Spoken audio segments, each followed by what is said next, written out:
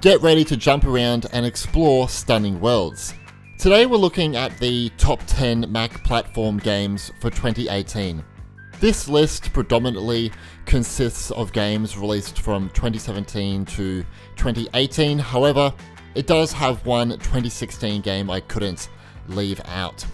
This was a tough list to organise since there are so many amazing platforming games out there, but I've tried my best to cover all areas of the platforming genre. Also, I strongly advise using a gaming controller for these games. Anyway, let's get to it.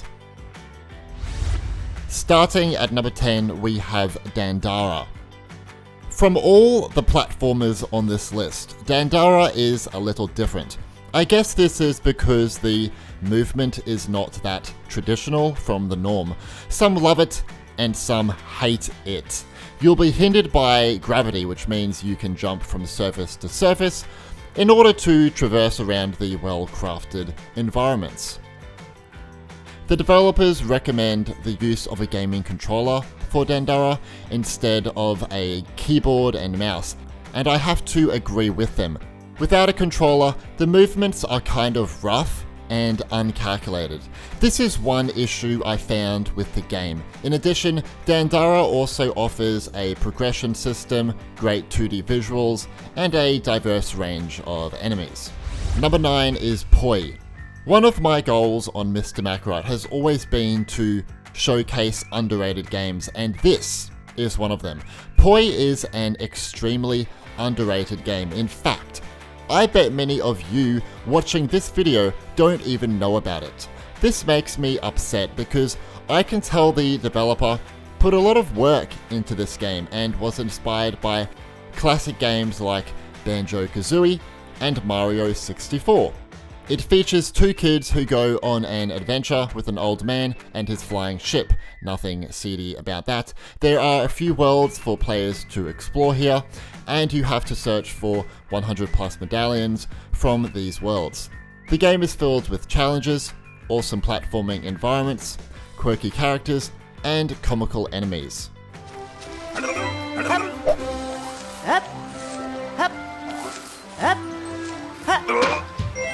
Number 8, we have the Adventure Pals. Here we have more of an action-based platformer for you. I love the art style here. It reminds me of games I played as a child, but this one also slips in some, well, gory violence here and there. It's nothing too violent, but more comedic than anything. You'll have to complete a range of levels, and each one brings along new enemies and harder environments to traverse too. The game also offers local co-op, which is awesome since many games aren't doing that anymore. Why? The Adventure Pals is inspired by classic platformers and cartoons, but combines hilarious characters with rip-roaring platforming and combat. Number 7 is SEUM, Speedrunners from Hell. Alright, this is that 2016 game that I was talking about before. The graphics here are not anything amazing, but the challenging gameplay is what you come here for. The gameplay is similar to Super Meat Boy, and the visuals are similar to Quake 3, I guess. Like Super Meat Boy, you'll be playing through levels that get more and more challenging over time. You'll be dying over and over and over and over and over and over and over and over. Basically doing that whole rinse and repeat thing, and maybe shouting and breaking your keyboard too. Ow! This one is hardcore and focuses on speed and fast reaction.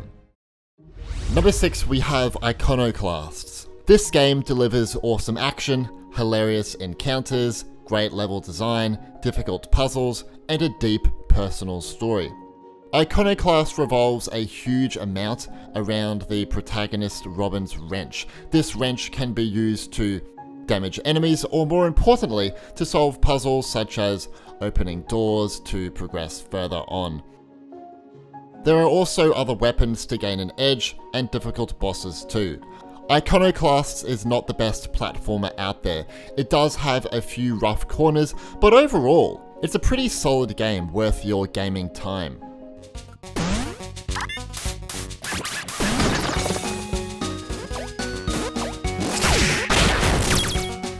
Number 5 is Owlboy. Owlboy was released in late 2016 but was ported to the Mac platform in January 2017.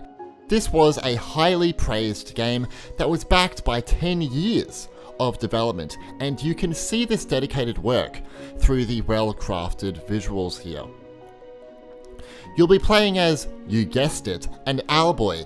He can't talk, he's a mute, but he can run, fly, and carry anything to help him on his quest.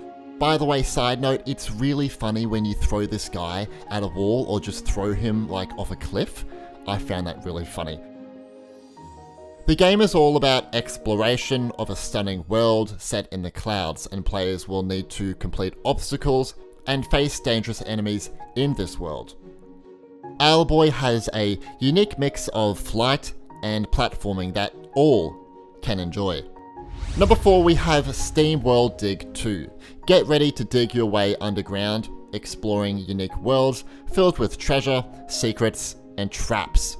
This is obviously a platformer, but it mixes in mining, which is different. You'll have to mine underground and face dangerous enemies along the way. You can also upgrade your gear, swing across the environment with a hook shoot, and fly around with a jet engine. It's not a long game, but that doesn't really matter, as its replay value is strong. If you liked SteamWorld Dig 1, this game improves on everything that made the first one successful, but also brings new things to the table for players. Number 3 is Hollow Knight. This one on my list has a more gothic theme compared to the others, but it's awesome. The player will go on a journey across an interconnected world, exploring caverns, ancient cities, and much more. The enemies and bosses in this game are great, yet they can be extremely difficult to defeat, which will test your skills. I found that the game doesn't hold your hand and thus can be confusing, but maybe I'm just stupid. Fun fact, Hollow Knight was actually released for Mac quite a few months after its launch. The Mac gaming community really pushed for the Mac port and the developers listened, bringing it to our platform, so thank you, developing people.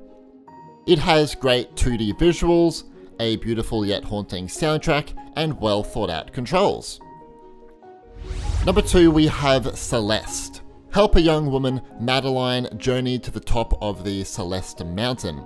This is a narrative-driven single-player experience with a great cast of characters, and it presents a moving story of self-discovery. The platformer starts out like any other platformer, but soon you'll notice that you can climb mountain surfaces, air dash, and use the environment to maneuver around. While the controls might seem simple, you'll have to really think and plan how to solve each of these levels. If you're not a patient person, the game might not be for you. Celeste nails pretty much every aspect of game design, be it the controls, levels, story, sound design and music, saving and respawn, and much more. It's a great game is what I'm getting at.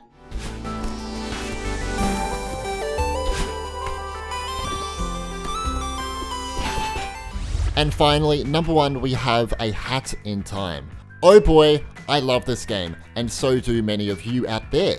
This game has been praised by gamers everywhere for its great level design, unique and simple art design, and awesome music. You play as a little girl who has numerous hats for different powers and abilities, like a witch hat that allows her to cook explosive concoctions, and a wooden ghost mask that allows her to peek into other dimensions. The only issue with this game is that it doesn't seem to be perfectly optimized for Mac, as on high settings some glitches appeared, well for me at least. This is unfortunate, as without these glitches it would make a fantastic game even better, but running A Hat in Time on medium or low settings avoids most of these issues. Those are the top 10 Mac platform games of 2018. What did you think of this video? Did you love it or did you hate it? Also, what are your favorite platform games on Mac? Anyway, don't forget to leave a like and subscribe for more videos just like this one. Anyway, thanks for watching. Bye bye.